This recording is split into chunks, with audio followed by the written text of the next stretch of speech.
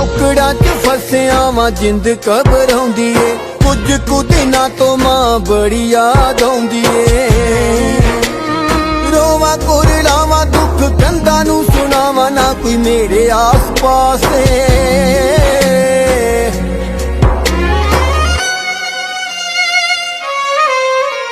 ਜੇ ਮਾਂ ਕੋਲ ਹੁੰਦੀ ਤੇ ਜ਼ਰੂਰ ਪੁੱਛਦੀ, ਅੱਜ ਮੇਰਾ ਪੁੱਤ ਕਿਹੜੀ ਗੱਲ ਤੋਂ ਉਦਾਸ ਏ।